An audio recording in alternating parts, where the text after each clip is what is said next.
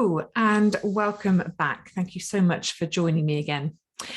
Today, I wanted to talk to you a little bit about significant days after you've lost a loved one. And I guess I've chosen this today because as I record this, it is my wedding anniversary.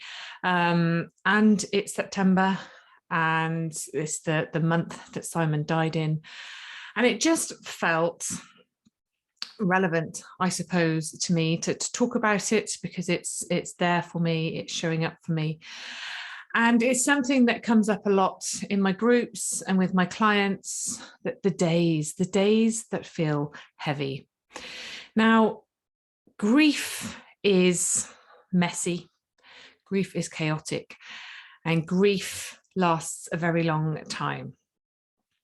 And I think sometimes when we are thrown into the world of grief, our expectations of it are wildly disproportionate to what actually happens, how it is in reality for us. And this can be quite alarming to us, and it can make us feel like we're not doing it right, we're getting it all wrong, that there's something wrong with us, essentially. And I think it's really important that we try to understand grief a lot better. We try to understand ourselves a lot better within the grieving journey, because we will all do it very differently. We will all do it in different ways, at different stages, at different paces. And it's okay. There's no right or wrong way of doing it. And I think it's really important that we acknowledge that we recognize that. And I think one of the big things that I noticed through my grieving journey was that I'd kind of put time limits on how I was going to be feeling at certain points. And I guess the first one was, for me, I thought, well, if I can get through the first 6 months, it's going to start to feel a lot better. Of course, it didn't, because, as you may know, my husband died very suddenly of a heart attack. And I think actually I was in shock for a long time, for a long time. So for the reality of the loss to kick in, that took a long time to process and to acknowledge, I suppose. So after 6 months, I wasn't feeling miraculously better. And it wasn't, I guess I thought initially I was going to be in a lot of pain. I kind of expected it to be bad initially. And I think I expected this gradual lessening of pain, and I would just gradually become better. And after 6 months, it would feel a lot better. And then after a year, I'd feel a lot better, because you know how it is. Everyone says, don't they, give it a year, get through all those first dates in that first year. And you think, yeah, okay, let's do this. And then I got to the end of the first year and I was exhausted. And the reality of Simon not being here, never coming back, and this was now my life. This was my life. This wasn't just a period of time that I kind of had to work through, in essence. I had to keep going, and I had to get through another year, and I had to go through all those dates again.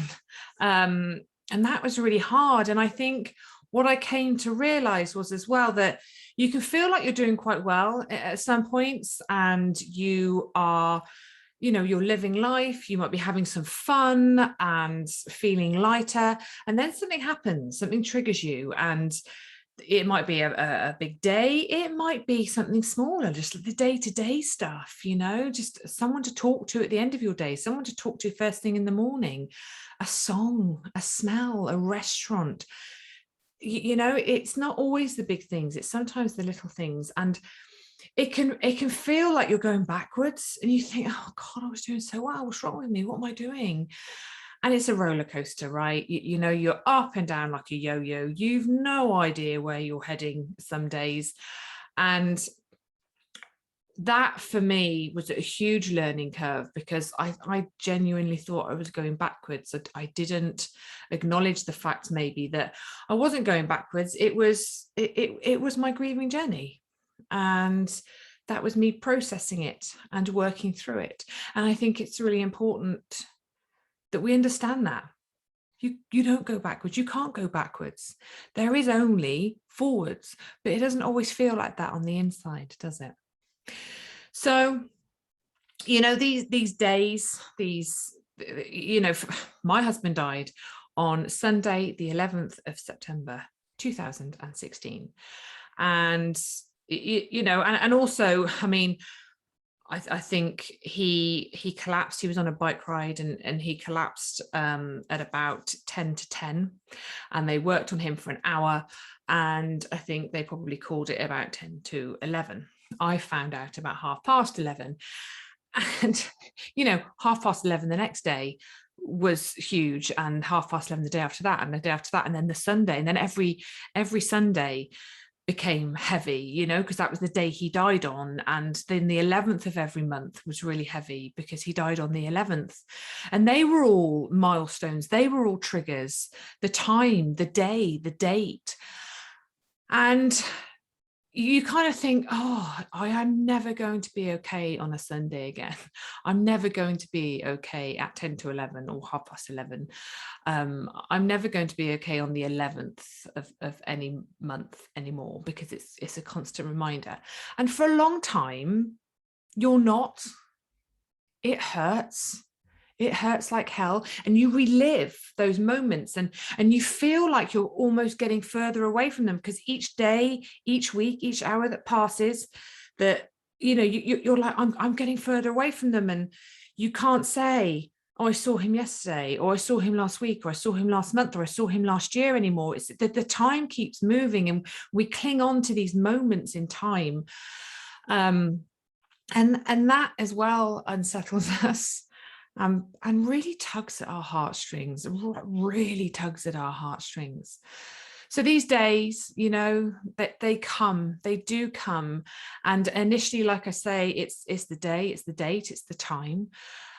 And then, of course, you've got the anniversaries, you've got the birthdays, you've got holidays, you've got weekends. Sometimes, you know, when you've got kids and it's family time, they can feel really difficult.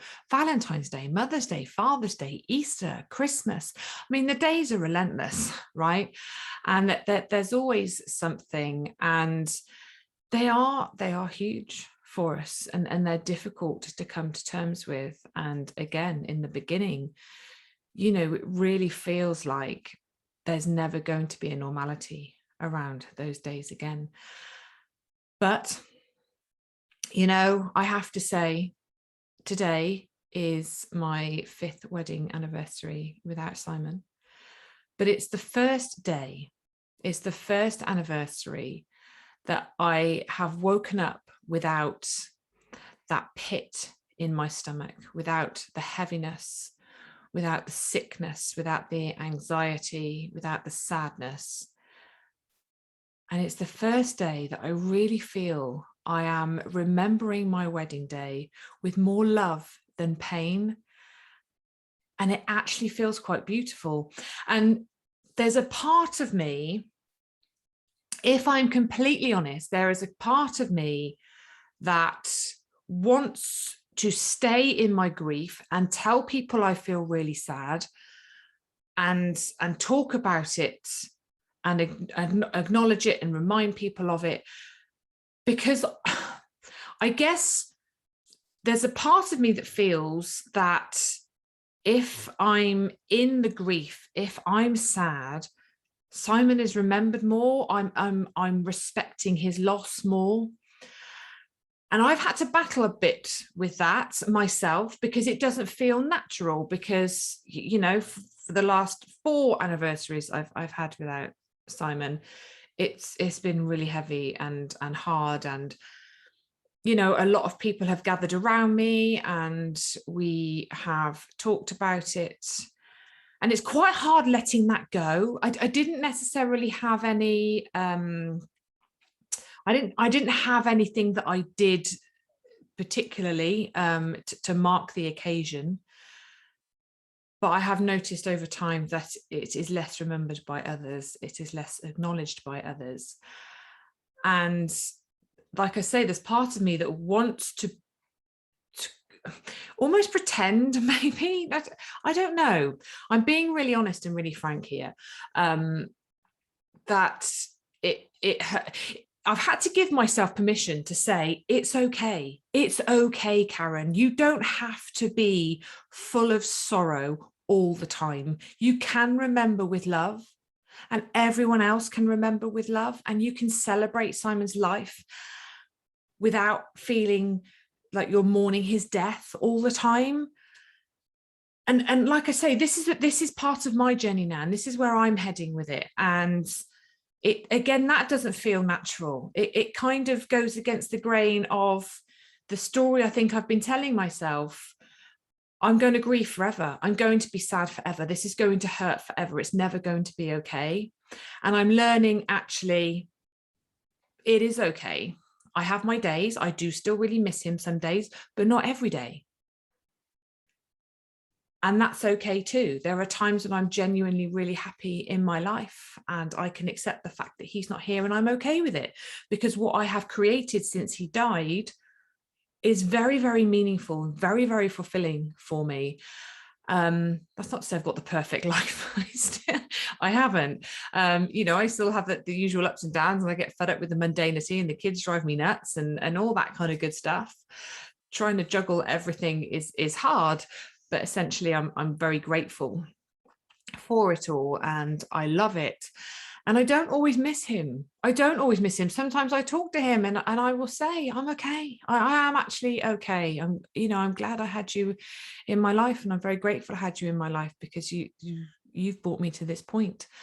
And I guess I'm sharing this with you because I want you to see maybe that someday, whenever that is, you might get to this point within 2 years, you might get to it within 10 years. It doesn't matter.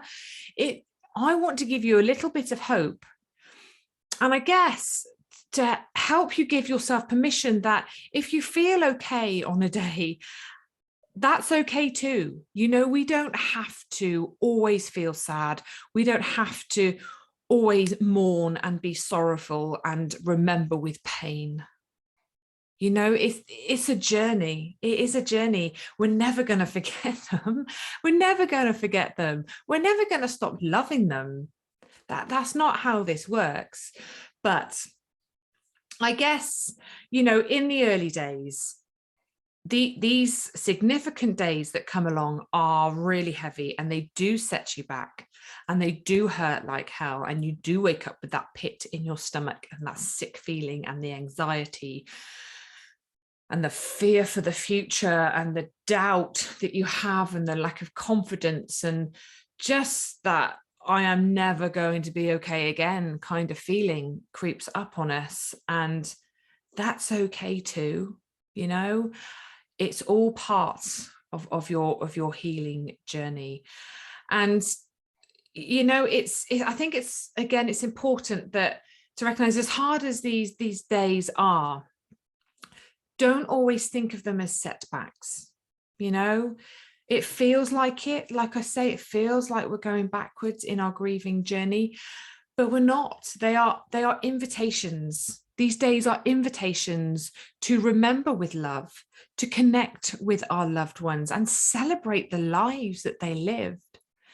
They are also an invitation for us to remember and not forget them. An invitation to dive in to our grief, sit with the hurt and the pain, acknowledge it, connect with ourselves, and kind of think, what do I need? What do I need in this moment, in this day, to help me get through it in the best way that I can, for me, for them, and for those around me? If you have children, you may want to do something with them that marks it. My children have never felt the need to mark occasions. On birthdays, on Simon's birthday particularly, we've sometimes baked cakes or been out for a meal, but we don't have any rituals in place. I think we all just like to remember in our own personal and private way. And that's okay too. I think sometimes we can feel pressure, and people will say to you, what do you want to do? How do you want to mark it? We could do this, we can do that. And you think, oh, I better, maybe it shows some kind of respect. to acknowledge it, and other people are expecting me to do this, so I should. You shouldn't. You need to do what is right for you. And if other people want to celebrate it and throw a party or do whatever it is they want to do, let them. That's for them to do, and that's absolutely fine. But if you don't want to do that, check in with you.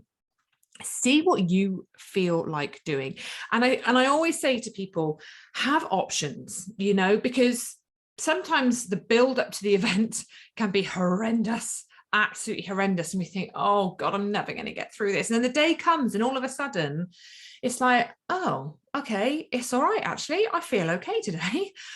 And you might want to do something. You might want to go and see someone. You might even want to have some fun. You might want to do something that brings joy to your life. If the week up to it has felt really heavy and you feel lighter, you might think, I want to go out. I want to go out. I want to celebrate something. I want to have some fun. I want to do something for me. That's good. The build up to it, you might think, oh, I want to do something really nice. I want to honor them. I want to go and do something that they love doing. I want to be with the people that they love being with. I want to have the party that they were going to have.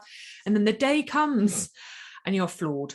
That grief wave has come and it has knocked you off your feet and you just can't cope. You can't. So when I say have options, have a couple of things lined up, but say to people, I may want to cancel. I don't know how I'm going to feel on the day. I might want some company, I might not. I might want to go out, I might not. I might just want someone to come and sit with me. I might want to just go on a walk on my own or with you. People will want to help you and people will want to support you, but they won't know how to do that unless you guide them.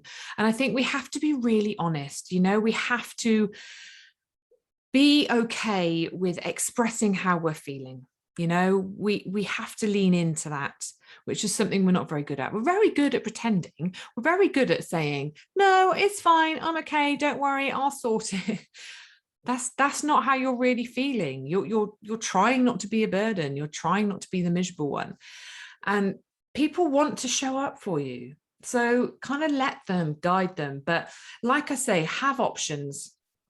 Don't commit yourself to something that's going to make you feel anxious or stressed or overwhelmed, because that's just going to make the grief worse. Also, I think grief, naturally, we want to avoid pain because it hurts, right? Who wants to hurt? Nobody wants to hurt. So again, we become very good actors and actresses, and we box things up and we push them away and we ignore them and we think, oh, don't worry about that right now. And we can kind of just pretend everything's okay, ignoring what's really going on in here for us. And that takes up a lot of energy. And actually, it takes up a little less energy to confront the pain, to sit with the pain, to acknowledge it, to let it in, to sit with it, and allow it to be whatever it needs to be. And if that is crying on the kitchen floor, hugging one of their jumpers, listening to your sad songs, bawling your eyes out, then that's what you need to do. Your body knows what it needs to do. It will guide you, but we're not very good at listening, because we just want to push it all away and we want to ignore it. And we've got to get better at sitting with it, comforting it, and sharing it, connecting with others, letting others see what we're feeling, hear what we're feeling, understand our reality. So, remember, don't forget. Invite it in, confront it, don't avoid it. Have options for your day. You might just want to light a candle. You might want to go and visit them. If they're buried somewhere or you've scattered their ashes, you might want to write a letter. You might want to bake a cake. You might want to send a card. You might want to write a letter. There's so many things that you can do to honor them on that day. There's things that you can do to celebrate their life. And there's things that you can do to grieve them as well. And it's about doing whatever you need to do in that particular moment. You're not going backwards. You're not doing it wrong. It's all part of the grieving process. There's no right or wrong here. We will all do it very differently, and it's all okay. And it's also okay to have fun. It's not disrespectful. It doesn't mean that you've forgotten them or you no longer love them or grieve them. If you want to go and have some fun, go and have some fun. Give yourself permission. Just sometimes when things feel difficult for us, we have to sit down and explore that a little bit and kind of think, okay, well, why is this feeling difficult for me? Again, going back to my story, if it felt difficult for me to be okay today and to say to people, actually, I'm okay, because it's not normal. It's not my normal in my grief, but I have to give myself permission because that's my truth. And I've always been very much about being authentic and honest about how things are. Because, I've just seen a lovely quote on Instagram, actually, and I can't remember it verbatim, but something along the lines of, this is a season. Don't turn this season into a lifetime. And it really resonated with me because it's what I've been feeling. That the season of painful grief, I naturally want to turn that into a lifetime, because I feel that that's how I honor Simon the most and the best and most respectfully. But actually, that's not true. That's a story I'm telling myself, because I don't have to remember him with pain all the time. I can remember him with love and with laughter and with lovely memories. And I have so many lovely memories. My wedding day was one of the best days of my life. It really was. As for everyone that gets married, it is just the most remarkable of days, surrounded by the people that you love the most. And to be able to look back on that, with such joy and such love, it really is a blessing. It really is a blessing. But it's taken a lot of work and it's taken a long time to get here. And that's not to say that every year it's going to be the same either. I've still got the 11th of September to get through. I don't know what's going to happen then, but I'm going to go with whatever comes my way. And that's the point, isn't it? You've got to go with the good and the bad, because that's grief and that's life. In a lot of respects, it's kind of how it works. And I think it's lovely to celebrate someone's life as much as we can. Yes, they died, and that is hugely tragic, but they also lived. And we have to work hard not to let the death become the thing that you remember most about them, because they lived for a long time. They were in our lives for a long time. And to remember the life and the things they brought to our lives, and the good and the bad. It's not all good, is it? They drove us mad. And to celebrate that, the things they taught us and who we are as a result of having had them in our lives, those things can be celebrated, and that's okay. And it's not allowing their lives to be overshadowed by the loss, I suppose, as time moves forward. So check in with yourself, see how you're feeling, see what you want to do, have options ready. Make sure you've got some time to rest in your day, because grief is exhausting. And if you're feeling particularly heavy, you're going to want to rest. You're going to want some time for you. And that's really important too. And I think it's also a wonderful thing to do to find things that you are thankful for. Sometimes gratitude can feel too big. It can feel disrespectful. We kind of, the word gratitude, sometimes in grief, we can feel that it's just not appropriate at times. So sometimes, if you can find things you're thankful for, because there are always things to be thankful for. You know, always, always, always, even in our darkest of days, there are things to be thankful for. And it's really good for us. It's good for our souls. It's good for our minds to recognize the things that we are thankful for, you know, our own health, our own life, for having the person in our life, for them being present, for our children, for our loved ones, for our families, for our homes, for our jobs, for our pets, to wake up in the morning and have our cup of tea. We can be really thankful for that, or coffee. There's so much. And it doesn't always have to be big things. They can be little things. You know, you might go on a walk and you might just be thankful for the view. You might be thankful for the sun on your face. You might be thankful for the wind in your hair.